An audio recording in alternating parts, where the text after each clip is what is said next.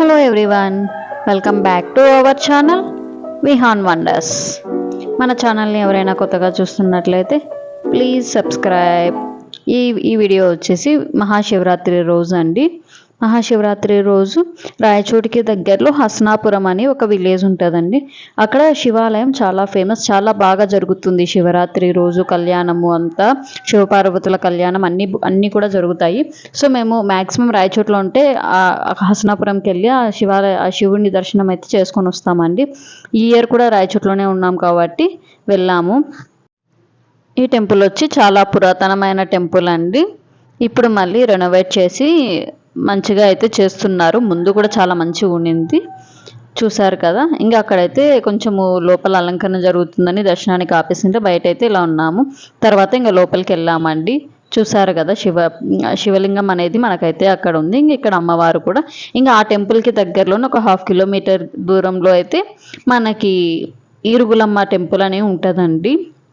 ఈ అమ్మవారు కూడా కొందరికి ఇంటి ఇలవేల్పుగా కొలుస్తారు. ఆ టెంపుల్ చూసారా, బయటంతా మొత్తం ప్రశాంతంగా ఉందండి ఊరి బయట. ఇంకా ఈయన వచ్చేసి దానయ్య అంట, ఇరుగులమ్మకి సిబ్లింగ్ లాగా, అంటే అన్న అవుతాడంట. అంటే ఇరుగులమ్మకి తోడుగా అనేసి ఆ గుడిలోనే ఉంటారనమాట.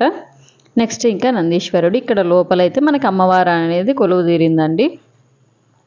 మేము ఇంకా ఆ టెంపుల్కి వచ్చినప్పుడు మ్యాక్సిమం ఈ టెంపుల్కి కూడా రావడానికి ట్రై చేస్తామండి. వచ్చి దర్శనం అయితే చేసుకొని వెళ్తూ ఉంటాము. ఇది అండి శివరాత్రి. మేమైతే ఇంట్లో పూజ చేసుకొని ఆఫ్టర్నూన్ ఇలా టెంపుల్స్కి అయితే వచ్చాము.